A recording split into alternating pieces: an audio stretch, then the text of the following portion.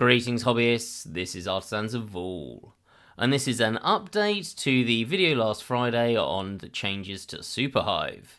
So quite a few things to go through, but I don't want this to be too long, so I'm going to start with general response, then go to some things from creators, which I think is really important to mention. There has been an update on this from Superhive, that will come next, and then some general thoughts, and then finally a bit of drama to end with, because who doesn't like hearing about a bit of drama? I've put this in the order that I think's most important, but I will specifically bookmark the bit on Superhive's response. I appreciate that some people want to go to that first. But before I get into this, I just want to say to my normal viewers, sorry for this not being a Blender content video. I know I always post up 2 videos a week, but I will put one up on Wednesday in addition to this, so you are still getting 2 actual Blender content videos this week. Sorry if that means that you've got to wait 2 days for something that you actually want. So just as a brief recap, Superhive came out last week saying that they're going to change the way things are priced, with all add-ons only having updates that last a year, and then you'd have to repay 50% of the add-on cost if you're going to get updates further into the future. Basically meaning that you can keep your previous versions that you've downloaded, but they're likely to be broken with newer versions of Blender, meaning that you're then going to have to pay the 50% for updates. And the general consensus on this was, well, people weren't happy, I think is a fair description of this. I'm not happy about it myself, I don't like this as an idea, I think it is misplaced. And while there are a few exceptions, they are all in the comment section. I've deleted nothing with the exception of 3 comments that I felt went a little bit far in terms of language, and actually 2 of them were saying that they didn't like it as well. I just didn't think the language was particularly appropriate. And I even left this one up accusing me of being a massive hypocrite because somehow having a voluntary Patreon for people to say thank you for the videos I put up free on YouTube is the same thing as this. But anyway, it's there either way. I think it's also really important to say that I had a number of messages that people got to me through various means from developers of add-ons, and it was unanimously that they didn't want this to happen. There had been no consultation with them, and very quickly some were coming out straight away saying that, well, they want to opt out of it, or they're probably likely to go somewhere else. And I think it's very important to reiterate, this is not the add-on creators that are doing this. And of those messages, the common theme was, we don't know what to do about this. There's a lot of messages from you guys that were in the comment section saying about how you'd been promised lifetime support, and this was exactly what the creators were saying as well. They'd made the promise of lifetime support, and they'd priced their add-on according to that. And many commenting on their willingness to leave the platform if they needed to. And let's be clear, this would be a massive logistical minefield for them, having to put in a huge amount of time trying to work out who had previously bought an add-on or not. And all of these messages were put on public forums. I've not shared anything that's private, and bearing in mind it's only been about 24 hours since that video was made, a lot haven't really had a chance to respond when I asked if it was okay to share what they'd said. But most were really stuck of what to do to help resolve this, and if you do have thoughts and feelings on that, please do feel free to say in the comment section, but I would suggest you leave it till I do the bit on Superhive's response. But I want to be upfront and say that with the messages that I've put up here that were public, that is responses from about 20 creators, so let's be clear, that's a snapshot, but not one said they wanted this to happen. Well, sort of. I'll come to that at the later bit. Then this was posted up, at the time of recording this it was a few hours ago on Saturday, and to be honest I was going to do this video anyway just to make sure everyone was clear on how the creators seemed to feel about this, and to make sure that the creators were not given a hard time, they're not getting given a choice about this. I think we need to give them as much support as possible. But this is from Jonathan with Superhive, but he said a few days ago we sent an email to our creator community to help them better prepare for an upcoming change called support periods. This change was never a secret, we began the public consultation weeks ago. I will say I've never seen anything about a public consultation, which is interesting because they seem to be able to email all the creators about the change, but not have emailed them about the consultation, and none of the creators that have messaged me, or the ones that have posted online, seem to know anything about this before the email. And we've been working with our creators to prepare for months now. The email kicked off a firestorm of anger, frustration, and shock across YouTube, Reddit, Blender artists, and almost everywhere. I imagine it's no shock to anyone that this was not how we wanted to release support periods. I'm not sure what they thought the response was going to be to this, or how they thought it was going to be positive, but anyway. The goal here hasn't changed. A healthier ecosystem where creators can keep maintaining their work, customers can rely on the ongoing support of the creators, and the platform can continue to exist. But we need to get the balance right, and clearly we're not there yet. It absolutely wasn't ever our goal to lose the community's trust, and yet here we are. That shock, despair and anger that many of you have felt is on us. We started Superhive back in 2014 as Blender Market and have learnt a lot since then, and clearly we have a lot more learning to do. Right now we are taking the feedback seriously and working through it. and we'll be sharing where we land. There are a lot more conversations to be had. The rollout is not immediate, earliest timing is in May, which gives us room to reassess and make the changes where needed. So there's two things here that I think we need to be clear about. It seems they're at least considering changing on what they're planning to do, and they say they're taking on board feedback. So potentially some suggestions of what they should be doing or how this could work might be a good way to go. Now, I'm going to share my thoughts. I'm not expecting someone from Superhive to listen to this. This is not a particularly big channel, and I normally don't do videos like this. I'm just focused on add-ons, what they do, 3D scanning, and then making things in Blender. I'm kind of shocked I ever got over 1,000 subscribers anyway. So my first suggestion would be to not put this in retroactively. One of the biggest concerns that creators have had repeatedly from the ones that have messaged me is that they don't know how to deal with this well. They can drop the price of their add-on so that it works with this, and people aren't paying a huge amount more because they're initially cheaper, and then the 50% charge isn't as outrageous. But the general consensus from them is that they feel that's going to alienate people who have already purchased their add-ons, and they're the people that supported them first. They don't want to be alienating their first users. They're the ones that help them get where they are. So the easiest way to do that would be to not force this retroactively, I think. Then they can drop their prices and everyone's happy-ish. The second is the most commonly said one by the creators that have messaged me. Let this be an opt-out or opt-in option.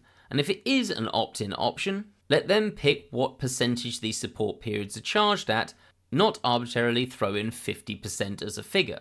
And the final one that I actually think might be the most important one for me personally, because it would actually allow us to trust a little bit more the motives behind Superhive doing this, is if you're saying that this is to help support creators. And let's be clear, Superhive, people were coming and downloading the updates anyway, so this isn't changing anything that you're having to do already. Make it so that while Superhive takes a cut off of the initial payment that people make for their add-ons, don't take a cut from the support period payments. That way the support period money all goes to the creators, the ones you're saying you're wanting to support, and it will allow those creators to reduce the cost of those support periods because less money is being taken by you. That would help regain a lot of my trust of this whole process, and also it would give some interesting options to creators, and in fact might actually give the opposite to my concerns of reducing the amount of people that can get add-ons.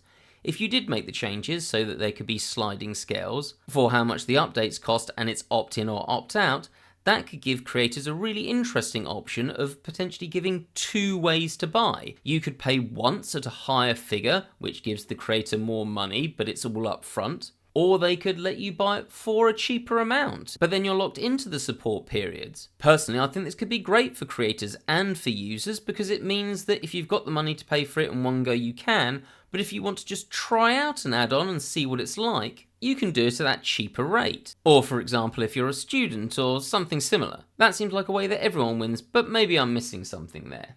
And finally, for a bit of drama. There was one message that I got from one creator, because if you disagree with them on what they want, they're going to try and financially hit you. This was an email that I got from Superhive telling me that I'd lost my affiliate status with Machine. He also posted up this message that I thought was an interesting one, and I'm just going to respond to it here. So firstly is the claim that everyone was just being alarmist, and that from one YouTuber, I'm going to assume that was me, though I might be wrong, was rage bait, and that nothing official had been announced yet, not by Superhive nor him.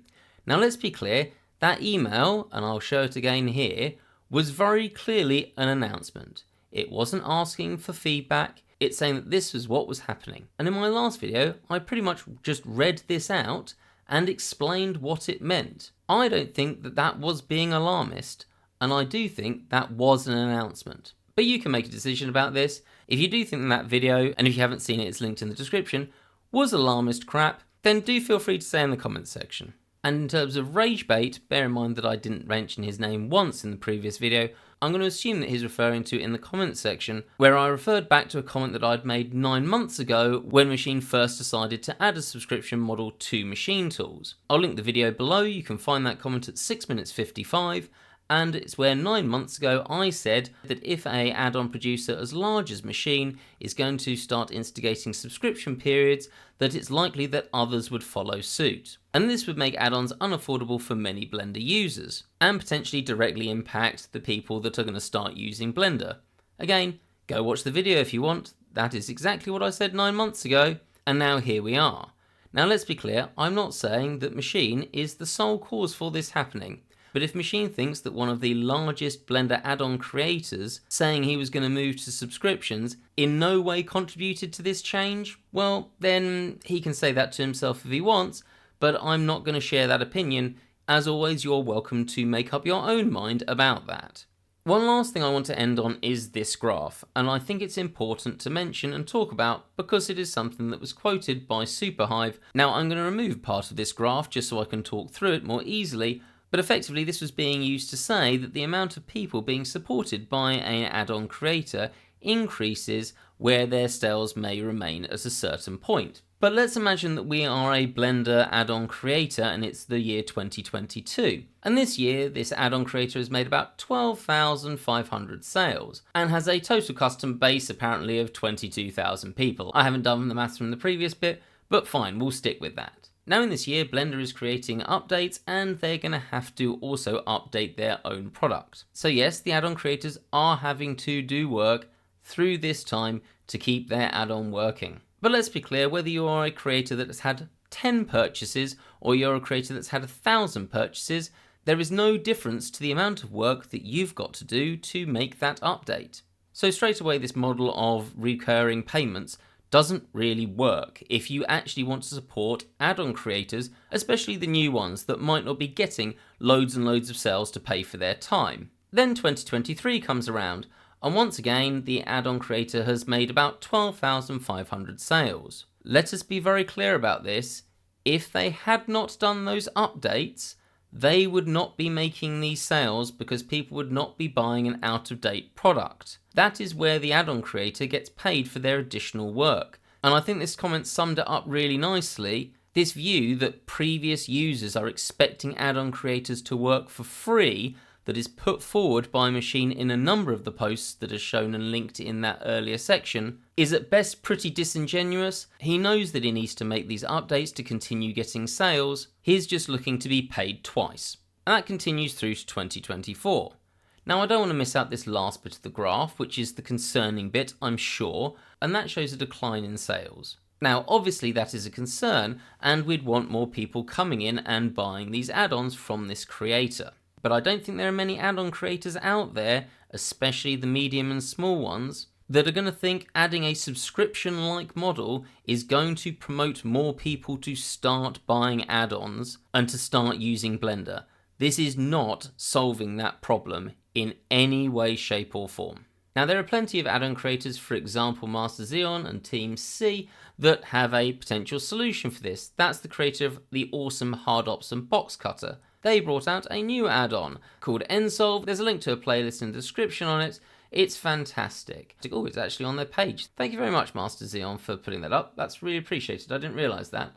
And as a side note, he's also a development fund contributor. Awesome, and actually brings up a point. Only 1% of people that download Blender actually donate anything to support the Blender Foundation. Now I appreciate at a time where you're thinking you might suddenly have to pay a load more for your add-ons on a yearly basis, you're really unlikely to do that. So this also isn't great for the Blender Foundation itself, but do consider donating when you update to Blender 5.1. You can also see this with creators like Kishiro, who make specific add-ons for specific tasks. I love Mesh Copier and Simple Bend, they're great. But they manage this by bringing out specific tools, and new tools are just adding to this. I'm also a development fund contributor, and I haven't actually seen this add-on. I'm going to have a look at it.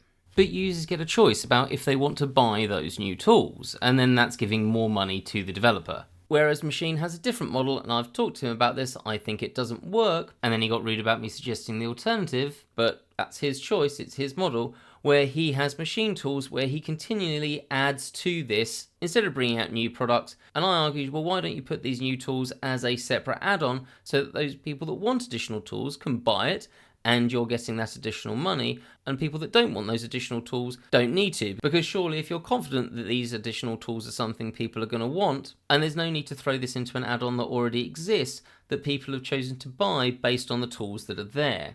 There's a model that appears to be working better than what Machine wants to do. It just looks like he'd rather choose a method that's going to mean that people have to pay for something they didn't actually ask for.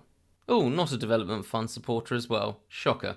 But I did find it funny that Machine thought that attacking my finances was the way to get me to stop making comments on this. I'm a teacher married to a nurse that's decided to put videos up for free on YouTube about Blender and specifically 3D design for 3D printing in Blender for Warhammer. I've got about as niche as you can get. Like I said, I'm shocked that I got to 1,000 subscribers, and if I ever got to 100,000 subscribers, you'd probably see a man full-on ugly cry on camera. But anyway, I think that's this video and me rambling on long enough. If anything does change about this notably, I'll put a pinned comment up, or if it's major, potentially record another video, but I'm not sure if I will, because at that point you'll probably know about it. But that just means recording about things that I'm not particularly wanting to record about. I prefer the videos where I'm either making things or introducing people to new add-ons or extensions. Hopefully, if all of this is how you found me, you consider watching some of those videos as well. And if you're interested in that, do feel free to hit the subscribe button so you get notified about when those videos are out. Have a great day, guys.